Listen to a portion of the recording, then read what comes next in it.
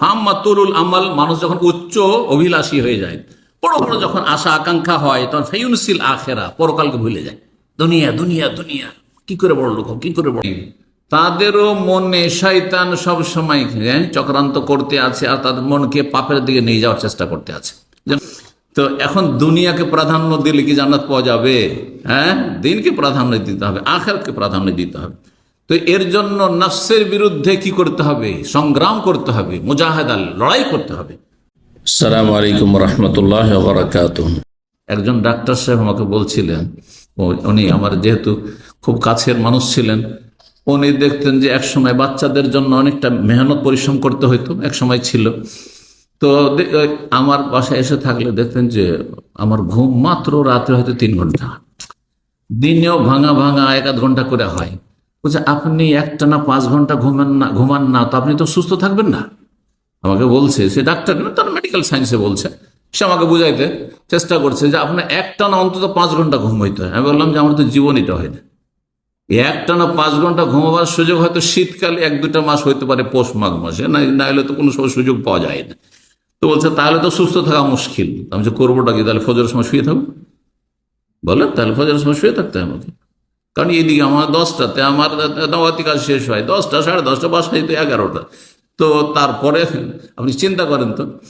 তো এখন দুনিয়াকে প্রাধান্য দিলে কি জান্নাত পাওয়া যাবে? হ্যাঁ, দিনকে প্রাধান্য দিতে হবে, আখিরাতকে প্রাধান্য দিতে হবে। তো এর জন্য নফসের বিরুদ্ধে কি করতে হবে? সংগ্রাম করতে হবে, মুজাহাদা, লড়াই করতে হবে। মানুষ কুপ্রবৃত্তির অনুসরণ যখন করে, তখন মানুষের জন্য এটি বড় ভয়ঙ্কর হয়ে যায়, তার ইমানের জন্য, তার ইসলামের জন্য, তার নাজাতের জন্য। এই জন্য নফসের বিরুদ্ধে জিহাদ করতে হবে, সর্বাত্মক প্রচেষ্টা চালাইতে হবে। মানুষের মন, অধিকাংশ মানুষ, এমনকি যারা ভালো কাজে আছেন, 5 ওয়াক্ত সালাত আদায় করছেন, হারাম নাজায়েজ থেকে বেঁচে থাকছেন, মাশাআল্লাহ, ফরজ ওয়াজিবেও ঘাটতে নেই, তাদেরও মনে শয়তান সব সময় চক্রান্ত করতে আছে, আর তাদের মনকে পাপের দিকে নিয়ে যাওয়ার চেষ্টা করতে আছে। যেন সবসময় মুজাহাদা করতে থাকতে হবে। এই জন্য রাসূলুল্লাহ সাল্লাল্লাহু আলাইহি ওয়াসাল্লাম একটি হাদিস রয়েছে যে নফসের বিরুদ্ধে জিহাদ করা, মনের বিরুদ্ধে লড়াই করতে হবে। মন চাইছে, দেখেন আপনারা যারা ফজরের নামাজও পড়ছেন তারাও দেখবেন যে শীতের সময় কম্বলটা ফেলে দিয়ে উঠে ফজরে যাওয়া কষ্ট লাগে, সবাইকে কষ্ট লাগে, ঠিক না? আর তাও যদি রাত ছোট হয় তো আরো কত কষ্ট লাগে। 2-3 ঘন্টা ঘুম হয়নি, আবার ফজরে যেতে হবে, হ্যাঁ, মাঝখানে ঘুমটাকে ডিস্টার্ব করে আবার 1 ঘন্টা লেগে যাওয়া, হয়তো ঘুম আসবে না, যে অথবা আর ঘুমাইতে পাবো না, হয়তো ঘুমটা ইনকমপ্লিট, অসম্পূর্ণ থেকে গেল, 3 ঘন্টা 4 ঘন্টা ঘুম, আবার ডিউটি করতে হবে।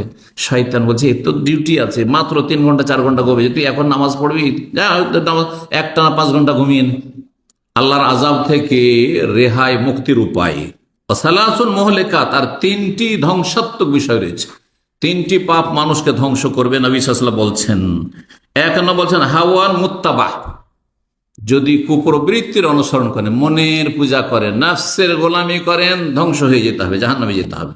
অসখন মোতা, আর প্রচন্ড কৃপণতা, এমন কৃপণতা যে একটা পয়সা বের করতে পারছেন না, এত কষ্ট লাগছে আল্লাহর জন্য, আল্লাহর দিনের জন্য, হ্যাঁ, ইসলামের খেদমতের জন্য, আর গরিব দুঃখের খেদমতের জন্য।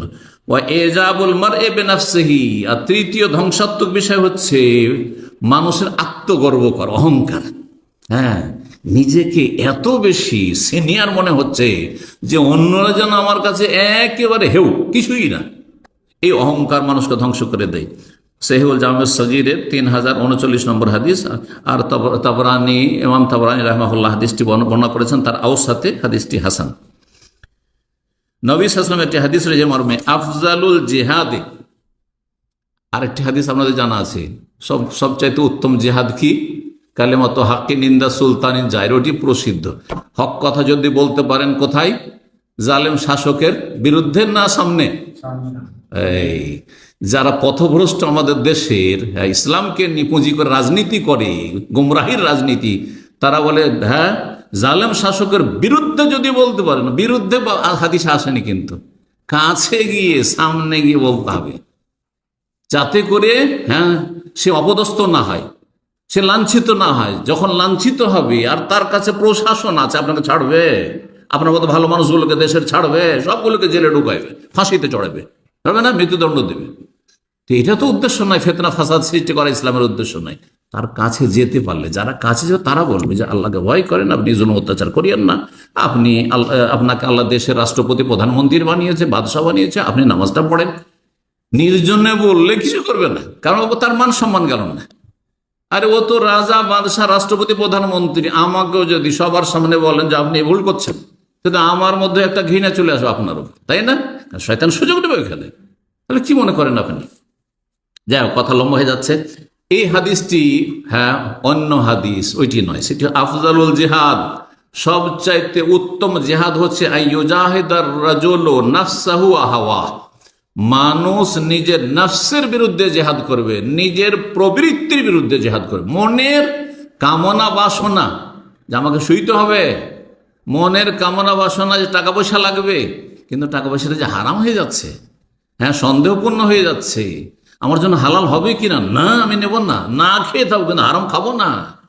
হ্যাঁ, আমার শরীর আরাম কম পাক কিন্তু আমার ফজর ঠিক থাক, আমার জান্নাতকে আগে ঠিক রাখতে হবে, তারপরে আমার শরীর সুস্থতা, তারপরে আমার আপনার ঘুম, তারপরে আমার দুনিয়া, ইত্যাদি ইত্যাদি। ইউজাহিদার রাজুলু নাফসাহু ওয়া হাওয়াহু, নিজের নফসের বিরুদ্ধে জিহাদ করতে হবে, আর নিজের প্রবৃত্তি, মনের কামনা বাসনার বিরুদ্ধে জিহাদ করতে হবে। এটি হচ্ছে সবচেয়ে উত্তম জিহাদ।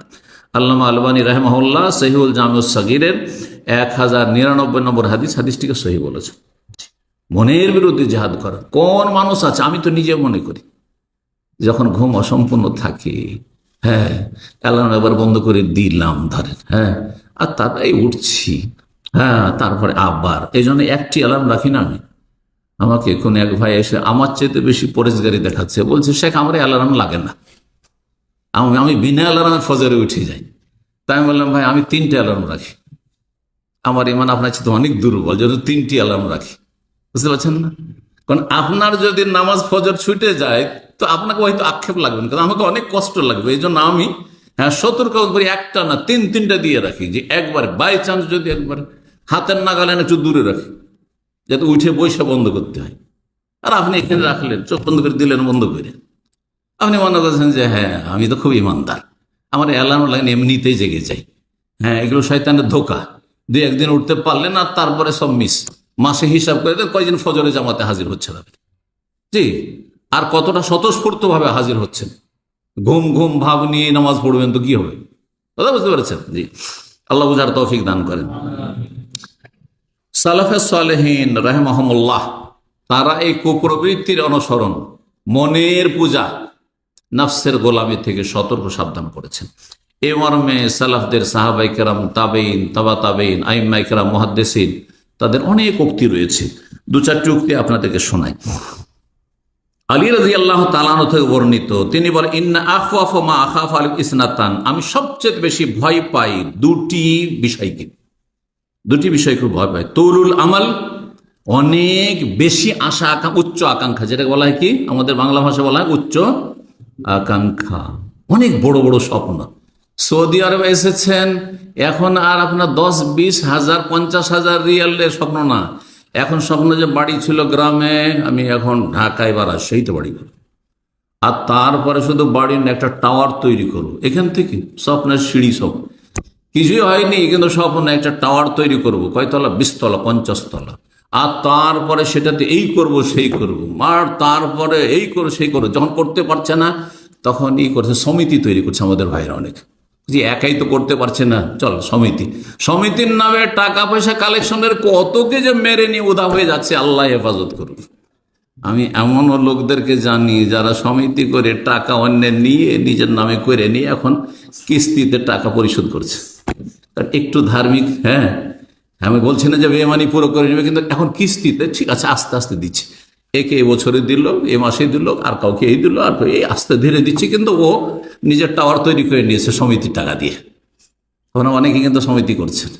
কার কাছে টাকা আমানত আছে এটা দেখিন ভালো করে, কে আপনার এই প্রজেক্টের দায়িত্ব নিয়ে মুখ্য দায়িত্ব পালন করছে, কার কাছে ক্যাশগুলি আছে আমানত, এইটাও চিন্তা করিও। কথা বোঝা গেছে না? জি। তো সালাফে সালেহিনদের মধ্যে আলী রাদিয়াল্লাহু তাআলা আনহু, প্রখ্যাত সাহাবী, খলিফা রাশিদ, তিনি বলছেন আমি 2টো জিনিসকে খুব ভয় পাই। একটি হচ্ছে উচ্চ আকাঙ্ক্ষা, এই করব সেই করব, হ্যাঁ, আর বড় বড় কোম্পানির মালিক হব, এখন সৌদি আরব আসার পরে কিছু টাকা পয়সা হয়েছে, আপনি একজন হাউস ড্রাইভার অথবা একজন আমেল, কিন্তু স্বপ্ন দেখছেন ইনভেস্টর হব। কথা বলছে, স্বপ্ন দেখে দেশে একটা আমি কোম্পানির মালিক হব, উচ্চ আকাঙ্ক্ষা একেবারে। তরুল আমাল বিপজ্জনক, অত্তেবাউল হাওয়া এবং কুপ্রবৃত্তির অনুসরণ মনের পূজা। ফাম্মা তরুল আমাল, মানুষ যখন উচ্চ অভিলাষী হয়ে যায়, বড় বড় যখন আশা আকাঙ্ক্ষা হয়, তখন ফায়ুনসিল আখেরা, পরকালকে ভুলে যায়। দুনিয়া দুনিয়া দুনিয়া, কি করে বড় লোক, কি করে বড় লোক।